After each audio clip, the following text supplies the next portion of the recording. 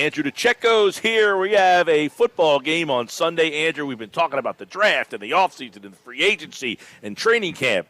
And now we are ready for Andrew's predictions and thoughts on the season. Andrew, what's up, buddy? Mike, I'm doing well. Football is back. You got the season opener tonight, Eagles Patriots on Sunday, and a full slate of games. It's a good time to be a football fan. It is, man, and I know over at InsideTheBirds.com you made some bold predictions. I want to dive into a couple of those. I want to get some other thoughts from you on some things that we need to find out and see if we did find anything out. Let's start with this. One of your bold predictions is that Josh Sweat will be the sacks leader on this team, and that's an interesting thing because yesterday I asked this question. Last year you had 16 sacks from Reddick, you had 11 from Graham, you had 11 from Sweat, you had 11 from Hargrave, who's not here. It's a lot of guys that had a lot of sacks last year. And my question was, of the guys from last year, who surpasses their sack total from a year ago? It's going to be Josh Sweat, in my opinion, at least. If you look at his career, Mike, he has steadily increased his sack totals, and I think that this year will be no exception. He had 11 sacks last season. I have him for 13-plus this year. He's the Eagles' most natural pass rusher.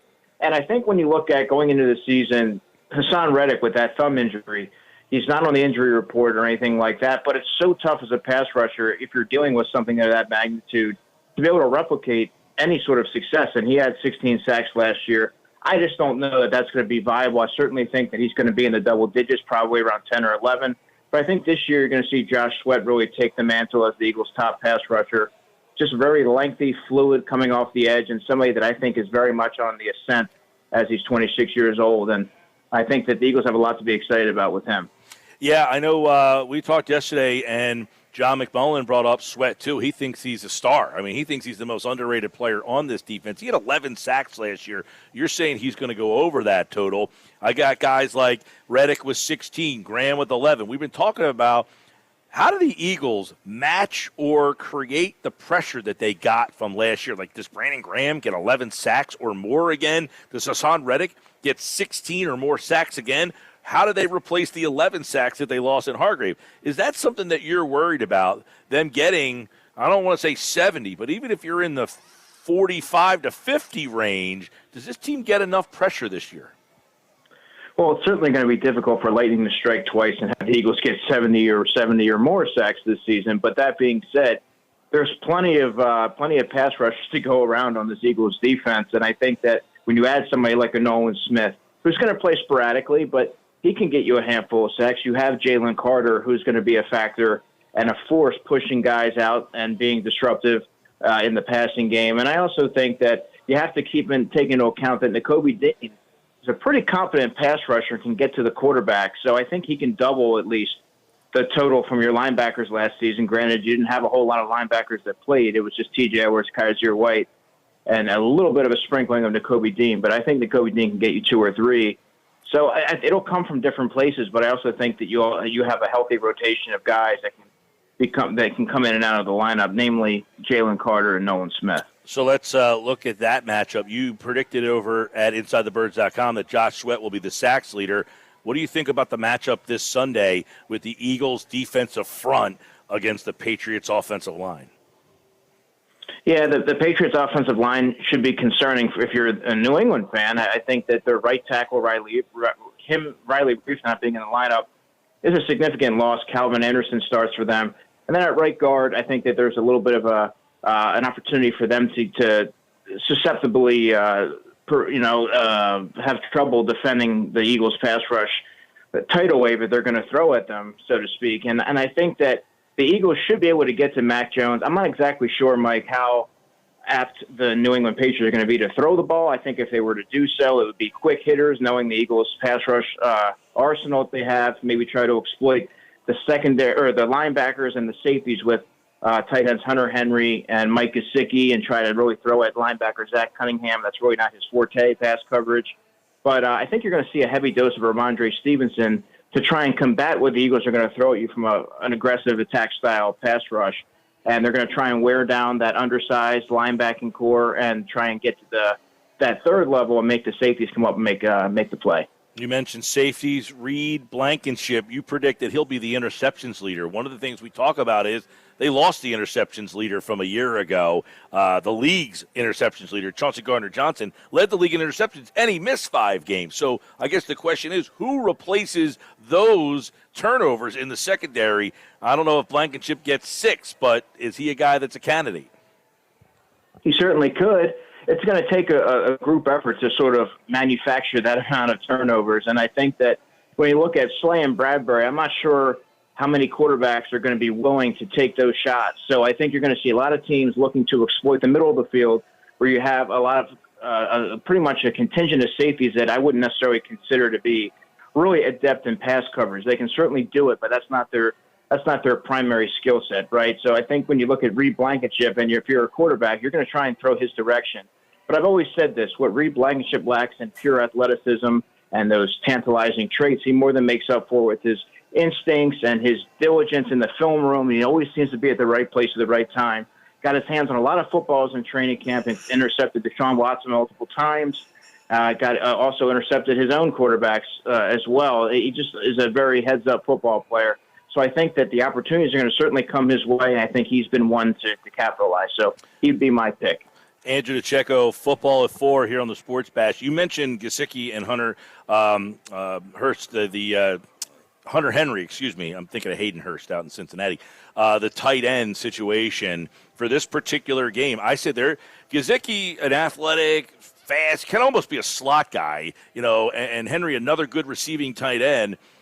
Do they concern you with the Eagles linebackers in this matchup? I would think if I'm Belichick and Bill O'Brien, am I not trying to get Mike Gesicki and Hunter Henry matched up with Zach Cunningham whenever he's on the field? Yeah, well, that's just it. That's the game within the game. I don't know if you're the Eagles. I don't know that you're overly concerned about Devontae Parker or Juju Smith-Schuster beating you outside. I think when you look at the Patriots and what they have a very limited arsenal of firepower. But Ramondre Stevenson running the football and trying to control the clock with him would be probably top of their list of their approach. And I also think that getting the tight ends involved. You mentioned Mike Gesicki. He's somebody they can move around formations and he can create mismatches very uniquely. And Hunter Henry as well. Hunter Henry is a player who has been snake-bitten with injuries in his career, but he's a very athletic pass catcher and he can create mismatches in his own right. So that would be, if I had to guess the Patriots' approach, it's going to be trying to get those quick strikes, short to intermediate levels of the field to attack the Eagles linebackers, force them to make the play, and also try to attack those safeties and really force them to come up and make some stops there as well. They don't have a whole lot of they're very limited in what they can do, but I think that some of the areas that they are proficient in are some of the areas that the Eagles should have some concern going into week 1. Andrew, a couple other predictions that you've made that we want to kind of peel the onion off of is Brown, Smith, Goddard. You think they all go over 1,000 yards this year, and that kind of plays into this game. Bill Belichick, we know, likes to take away the other team's biggest weapon. So which of those guys does he try to go after this week? I think he tries to take away A.J. Brown because you see A.J., if you can only take away one, I think the focus would be on A.J. because you've seen his ability to take over a game. Look no further than the Steelers game last year. When he gets going, it seems to radiate the intensity throughout the sideline, and it gets everyone going, and it also opens things up for everybody else. So I think if you take away the top receiver and you force a Devontae Smith or a Dallas Goedert to be, you sort of try and control the game a little bit because A.J. Brown is a 3-level threat, and his ability to win in the red zone and things like that just creates a whole a multitude of issues from a defensive standpoint. He's a tough cover.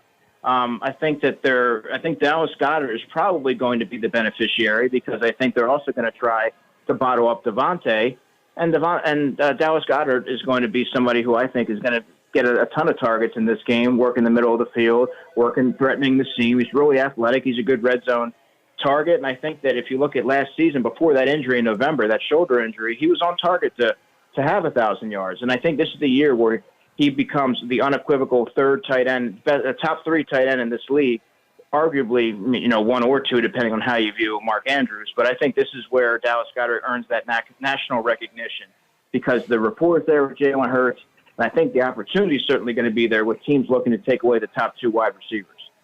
Yeah, good breakdown, Andrew DiCecco from InsideTheBirds.com. And, of course, here on Football at 4, looking at the breakdowns, the matchups in this game that are really going to, kind of sway this game. When we know that Philadelphia is the more talented team, they have the higher expectations. When you look at the Patriots defense, a lot of people say, hey, I like this defense. They got a pretty good defense. We know Belichick's a defensive-minded guy. Is there something that they do on defense that would concern you if you're Brian Johnson calling plays? Well, I like their pass rush. Lawrence Guys there, Josh Uche, and Matthew Judon.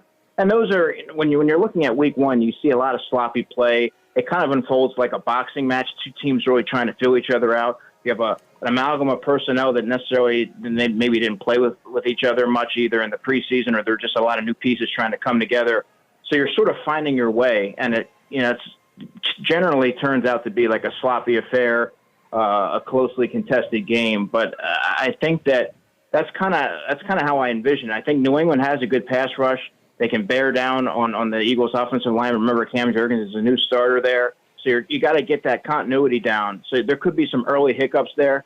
There's not a whole lot that I think that the Eagles can't do offensively to any team. I think that they have such an elite offense that they're a nightmare matchup for any defense. But I think certainly in week one, when you're really trying to find your footing and engage your personnel and get guys on the same page, their pass rush may prove to be somewhat of a challenge early on. All right, another prediction from you, which I think is an interesting one, is you think there's going to be a prominent role for Josh Jobe, and I guess that would mean, is that because somebody gets injured, or does he have a role outside of an injury? So let me break this down a little bit. And I know on the surface it looks like, well, the top outside corner last year, Zach McPherson, only played 99 snaps. In his first season, Zach McPherson only played 179 snaps. So there wouldn't appear to be a large role for the team's top backup outside corner. But you also have to take into account that James Bradbury has just turned 30, Darius Slay's 32. They both played over 1,000 snaps last season, played in every single game. The likelihood of that happening again it's sort of improbable, right? And also, you look at the slot corner. Avonte Maddox has been riddled with injuries throughout his career. So this summer, you saw them try James Bradbury in the slot. Now, when James Bradbury kicked in the slot, you saw Josh Jobe go on the outside, and he handled himself admirably. I think he has the team's confidence there. So do I think you're going to see James Bradbury in the slot a ton this season? No, but I think knowing that you have a guy who can step in and Josh Jobe on the outside and give you competent snaps and not exploit you or not leave you exploited on that back end, I think that sort of gives the Eagles some optionality there. But I also think the root of it, my thought process behind my theory here is it's just so difficult to have both corners playing every single game and almost every single snap this season. And I think Jobe has proven more than McPherson has, to be fair, as an outside corner, that they should entrust him to go out there and even provide some snaps if they need a breather, if there's a blowout or anything like that. I'm really high on Josh Jobe, as I mentioned to you before. So I think that there's trust and confidence that he can step in without really missing much of a beat. Let me ask you this. If Maddox, who's had some injury issues, if he got hurt, does Bradbury go to the slot and Jobe go outside? How do you see that happening? I don't want to predict an injury, but Maddox has had some injury issues the last couple seasons. He's missed multiple games. Yeah, well, I think it would depend on the extent of the injury, right? If we're talking just short term, perhaps like a game, I think Bradbury could step in, but that's not what the Eagles are paying Bradbury to do. Bradbury is one of the best in the business is locking down the outside. So I think that maybe a Mario Goodrich would step in there, provided he's even active, right? We don't even know what the active list is going to look like. He's one of the final DBs to make the team, so it's certainly not a surefire, definitive thought that he can even be active in the game. But if he is, I think that he would get the nod.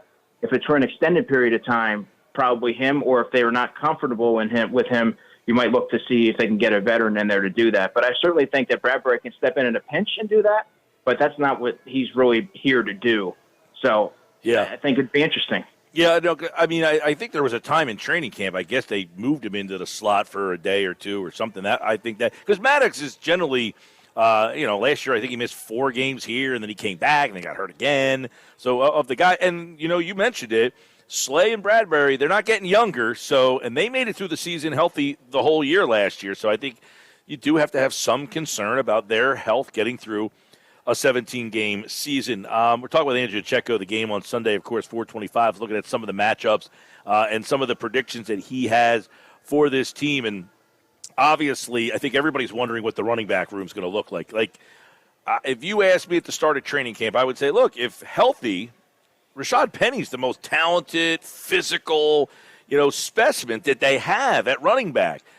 If he's healthy, I would think that he would be the guy. I don't know that that's going to be the case now, but how do you kind of see this running back unit getting used Sunday? Well, if it was that cut and dried, I'd say yes, Rashad Penny. But I think a lot of it's going to depend on matchup, game flow, and things of that nature. I think that you're going to see certain instances where different guys get the nod every week. And I think this week, to me at least, sets up for a Kenny Gainwell game. And I think that as your situational running back, that's certainly going to be his role. But you have DeAndre Swift, who's going to be really active as a pass catcher. I'd be surprised if he's not deployed in that capacity on Sunday. But I think as you're looking at it in terms of a primary ball carrier, Mike, to me, I think this week would be Kenny Gainwell at least. But I think there's going to be instances where Rashad Penny gets the lion's share of the carries, and you also seen the Boston Scott gets his touches in the most random, inopportune times, it seems like. But he seems to make the most of his opportunities. So they like what he does as well. But I think it's going to kind of be one of those spin that wheel situation and circumstantial. Last year, the Eagle running backs hit 61 targets in the pass game. You like the number over or under that number this year? Oh, I absolutely like the over on that, based on what I've seen in training camp. By the way, that's not a Vegas number. I'm just going off of the number they had last year. Yeah, right. And just based on the personnel, you don't bring in a guy like DeAndre Swift and not accentuate what he's best at doing, right? I think he is such a weapon in the passing game and creates a whole other dimension to the offense. To fully unlock that and to turn him loose in that capacity would really serve the Eagles well. And also to that end, I think that Kenny Gainwell is capable of doing that. And Boston Scott has proven to be pretty slippery in the open field on the move after the catch. So they have the guys to do it. And I think with Brian Johnson now at the controls, you may see a little bit of a different wrinkle on offense. And everything that I've seen to this point, leads me to believe that that's certainly going to be a facet of the offense. Andrew DiCecco, all right, by the way, to find out his fifth prediction, go over to InsideTheBirds.com, and you can read all about what he thinks about the season of the Eagles. But before we let you roll on this Thursday, Eagles, Patriots, 425, listen to the game this Sunday, 3 o'clock coverage on 97.3 ESPN, and obviously we want to hear who you think wins this game. Well, I have Philadelphia winning this game in a relatively low-scoring affair. Eagles winning 23-16. I think it's going to be one of those odd, low-scoring affairs where the teams are pretty much filling each other out, and both teams are trying to iron out the wrinkles as the season gets going. But I certainly think that that's not an indication of what the team's going to be like moving forward.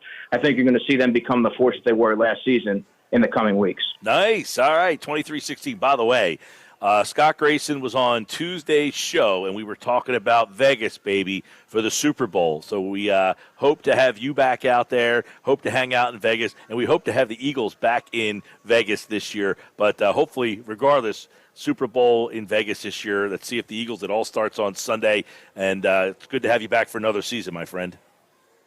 Great to be back. Great to hear your voice, man. Glad you're back from vacation all as well, and we'll talk next week. All right, brother. That's Andrew DiCecco. Of course, InsideTheBirds.com is where you can read all of his great coverage. And right here on Football at 4 on the Sports Bash.